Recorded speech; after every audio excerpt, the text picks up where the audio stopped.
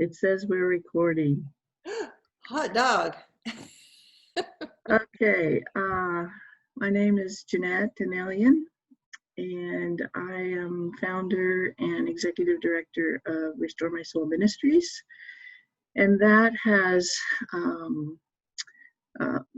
many different facets to it, but one of them is my interest in mental health, along with living with family members with mental health issues. And so I just really want to have a conversation get started around mental health and some of the hurdles that are involved there. And so I have invited a guest today, Berta and she's actually a retired psychiatric MSW, but she is currently still working in her retirement as a coordinator of Hope for Mental Health. Love that name, Hope for Mental Health at Monmouth Christian Church. But she also is a certified QPR instructor and a certified brain health coach. So love that list of credentials, Berta. Well, thank you, Jeanette. And two of those you said were pretty recent. Well, yeah. For all of us, the pandemic and the quarantine has been a roller coaster process. But one of the silver linings for me is that I sure had plenty of time to study. So the QPR, which is a suicide prevention class, that certification, and the brain health coach certification happened during the pandemic. So there are good things coming out of the pandemic. There definitely are, and we've certainly been pushed to be creative and find other ways to be satisfied with life, and definitely there's some good things that have come out of that, and some of that certainly is in the church. We've seen a rise of online resources. In fact, just in the last 2 weeks, there's been an online pastors conference that I sat in on. There's been a mental health in the church conference that I caught part of, and another one going on right now that is about processing grief and loss.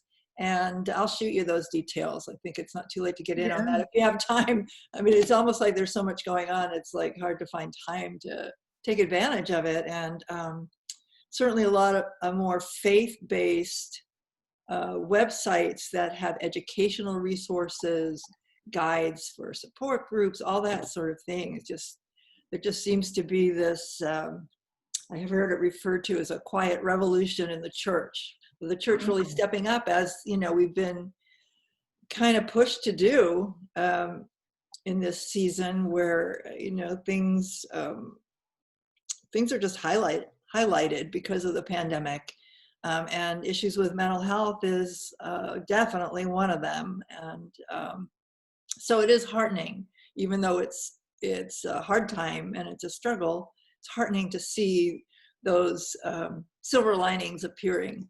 Yeah. Well, we certainly share an interest in mental health, and so we have had conversation and want to really start a conversation where it gets talked about. But I think you and I both ultimately want to see compassion, an increase of compassion for people who get marginalized from mental health issues. And I think we've seen, like you say, we've actually seen that happen. Certainly an increased awareness. Yes. And so hopefully as a result of that, there will be an increased passion, because hello, everyone has been affected in some way or another by not just the pandemic, but it's kind of been one thing after another with riot? I don't remember the order they came in. Civil unrest, wildfires, politics, and then everybody has individual losses, financial problems, illness. We have to remember there's over 220,000 people that have died in this pandemic in our country. Yeah. And so it's huge and it's overwhelming. It's stretching us thin in our abilities to cope. So talk about that and for yourself. How did it affect you? Sure. Well, like I said, it's been a roller coaster, and I'm a person who's lived with mental illness for most of my life. And so in the simplest terms, when you live with mental illness, you can go from just surviving as best you can. And the majority of us with mental illness manage to be functional to a great extent. So you go from surviving to coping, once you know something's going on and you need to do something about it, and you start working on coping. And then ultimately and hopefully thriving. And in the last few years of my life, I feel like I've really been thriving. And for me, part of it is that about 4 years ago, I came to the Lord. I fell in love with Jesus. And so my life has shifted, part of it being becoming the coordinator of this mental health ministry. But like I said, I've been stretched thin, and I especially saw that during the week of the smoke. Yeah, so I could talk a lot about that. Certainly it was just plain scary waking up that first morning, not knowing what is going on. It should be light out. It's not. Have I had a stroke? What is going on here? Is it Armageddon? Is this the end times? You just wake up and go, whoa. And so anyway, I just discovered a lot of things about myself that week. It shook my faith. It shook my coping skills. I hadn't realized just how much I depended on fresh air and exercise for my sanity.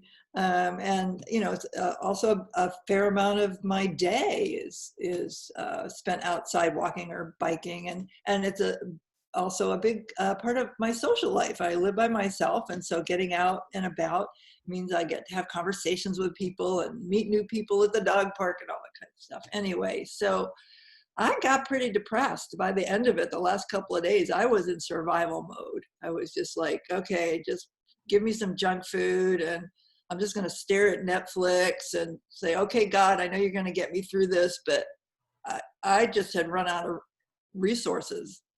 I couldn't focus. I would try to pray, try to read scripture, try to do the things that normally lift me up spiritually and physically, but I just, I fell apart for a while, and I mean, part of it is certainly physiological because the smoke was debilitating. You really couldn't exercise very much without my lungs hurting. Yeah. So it was life altering. Yes, very much so. And so, for me, that's sort of the where my stretching thin was really spotlighted, and I could also see, to some extent, how I make an idol out of being healthy. Well, I think for me, I've gone through pretty much all the same things you have. There was initially just a facing of mortality in a way that I think we've never all been forced to at the same time to realize this is real and this is life-threatening. I've been through things like that with my husband in medical crisis, but this was closer to my own heart for me or for close other relatives. Yeah.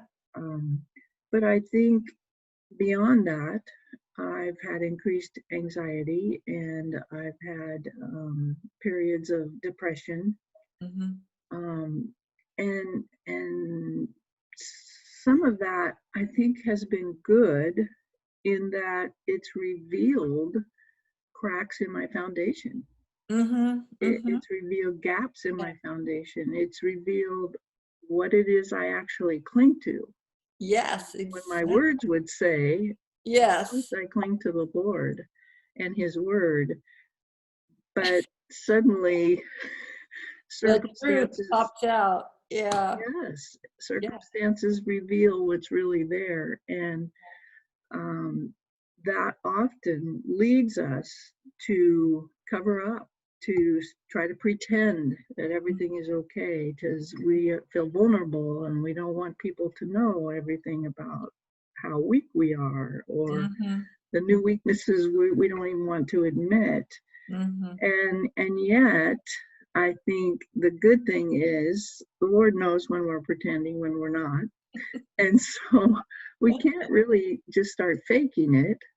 We need to deal with it.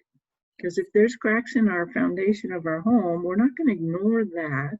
It's got to be something that we deal with.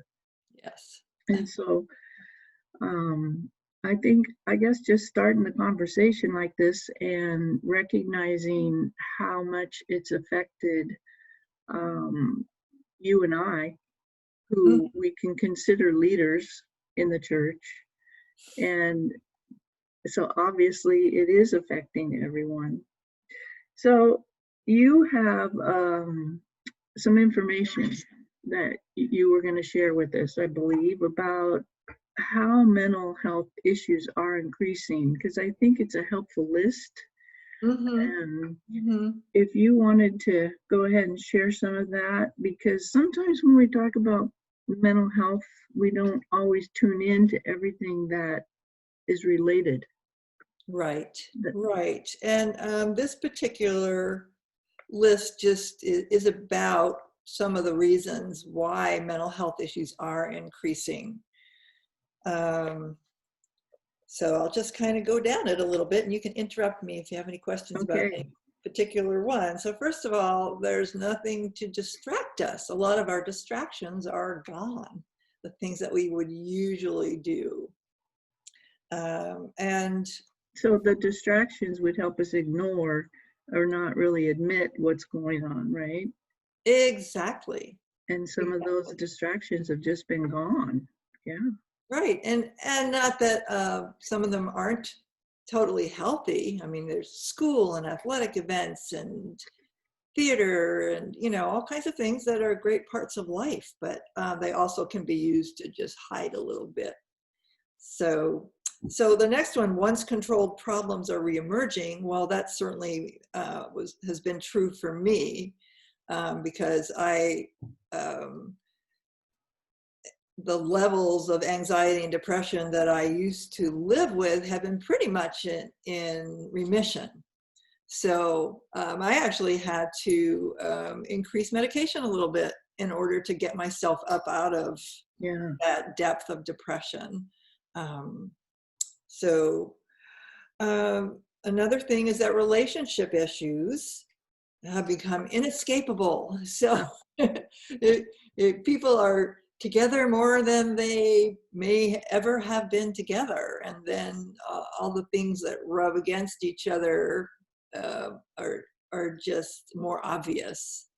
It's put a And strain on marriages. It's put yes, a strain on parent-child relationships just because of the amount of time and no right, way to escape, right? right. And coping skills stretched even more. So another things that kids who have ADD or ADHD can no longer be ignored. You can't just send them off to school or vaguely out somewhere to a lot of different activities where their energy gets burned off. Yes, And yes. other people are supervising. So parents are having to deal with that. And so, of course, kids' issues are being exacerbated, whatever might be going on with them. Kids are struggling. My heart goes out to kids who are missing school, and of course the teachers that are now teaching online, and the parents who are having to supervise school and juggle, all of that juggle work and supervising kids, all of that is just making it harder for kids. Oh, yeah. Yeah. Yeah. So there's also increased substance use. And that's one of the things that happens if people's coping skills aren't very good. They will drink more, or they will use marijuana more, or decide now's the time to try marijuana, or whatever. So substance use issues as self-medicating as a way of coping are increasing. And of course, they don't really make things better. You know, Right. you might have a temporary sense of relief, but in the long run, Yeah.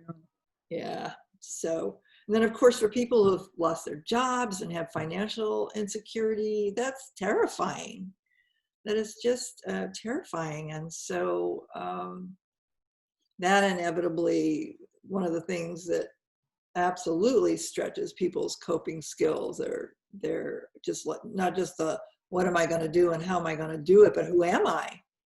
Because a lot of our identity is caught up in the work that we do. Absolutely.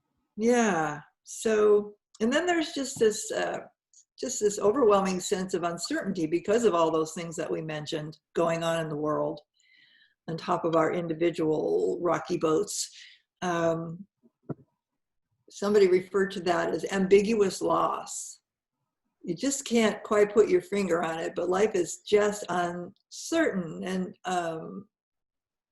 and that's just hard. So, loss of routine.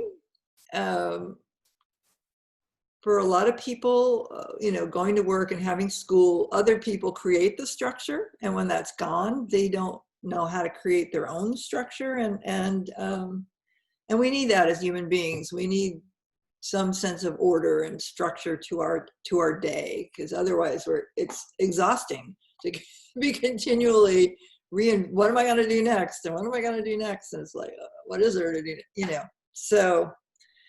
And then, emotional eating, that was the smoke week. I had no better coping skill than emotional eating, which is not something that I do a lot of in these last few years, where I've been more in that thriving place. That was one of my old coping skills.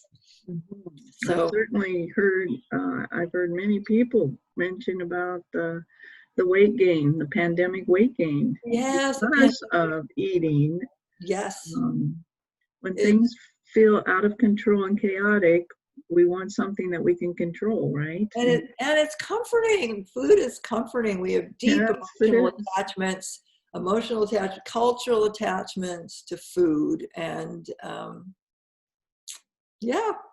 especially if you don't drink or do drugs, what else are you going to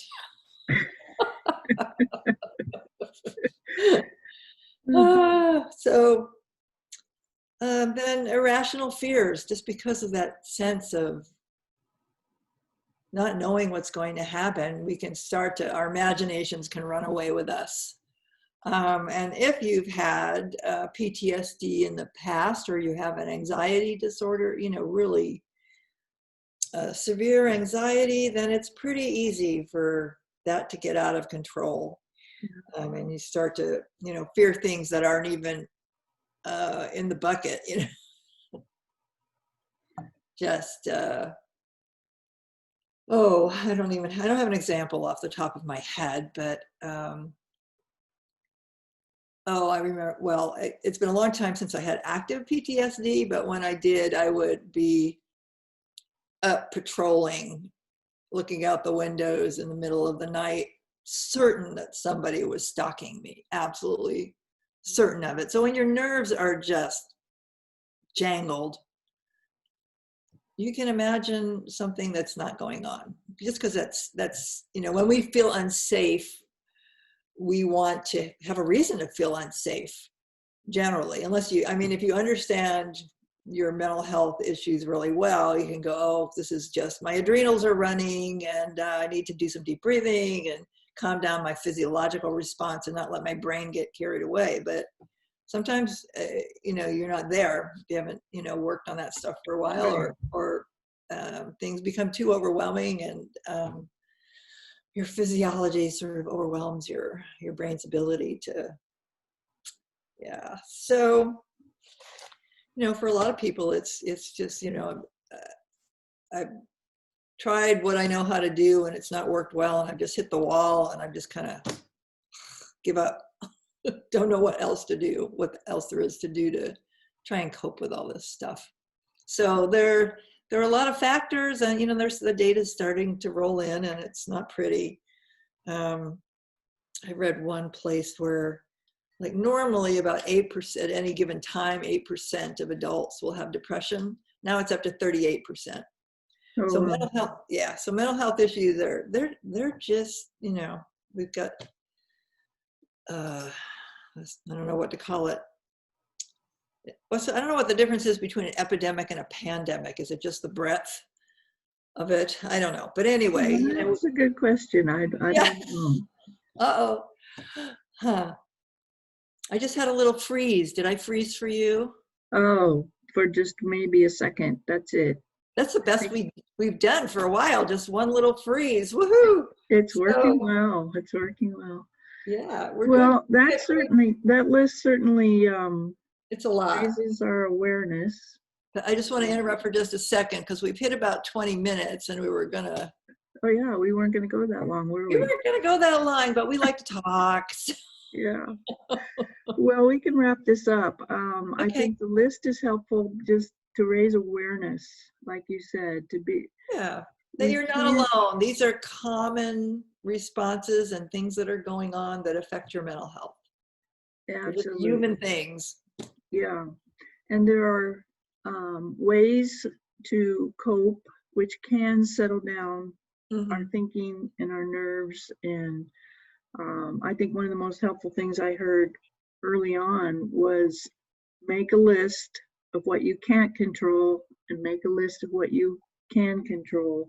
Yes. And focus on the things that you can control. And I mean, that's always been good advice. But yes, in a time when things are really uncertain and kind of chaotic, and there's that uncertainty of what's coming. You talked about the ambiguous loss. There's kind of a sense in me of anticipatory loss. Yes. In that we don't know what's coming. We know we're facing things that are not routine or typical for an election. Yes. And so then there's that anticipatory sense of there's going to be more loss because there's going to be more changes. We don't know what it's going to look like. Right. Therefore, we really do need to find that foundation to stand on, whether it has cracks in it or not. Yes. It's still a foundation, and we can stand there. It certainly, for me, has revealed that I cling to security in this world a lot more than I would have admitted a year ago. Yeah. Not that this world offers any security. It's a false security. Yeah. And I cling to that false security more than I would have admitted. But to become aware of it then is just really helpful to me, because it reminds me that we're not going to find a foundation in this world. Our political views can't be a foundation. They can fall apart. Our finances can't be our foundation, because that can change in an instant. Many people have been affected by. So it just seems kind of like we're on a roller coaster, doesn't it? It sure does. Because roller coasters are designed to make you feel like everything's out of control. It's working. It's working. It's working. And so when we go on that roller coaster, we get to the top and we just go right over the edge. Suddenly we feel like there's nothing to stand on. And I think that explains a lot of how we feel right now. We've gone over the edge, there's nothing to stand on, and we don't know where the bottom is. But I think that that roller coaster analogy, it doesn't mean when we go over the top and our circumstances have changed and we feel like we can't find firm footing, it doesn't mean that everything we've learned about God in the past, we've lost it. No, we still have that. It's just that in the new circumstances, we can't find where that firm foundation is yet. Mm-hmm. And that just helps me to realize I'm going to find it. And I have found it in the past, but I've got to find it in the new circumstances by reminding myself of who God is, what his character is, and rest in that truth. Good to talk with you. Yes. And this, as I said, is just the start of the conversation. We're going to do it again, right? All right. I'm up for it. Okay. Well, thank you very much, Berta. It's been All good. right. It's been good. Thank you.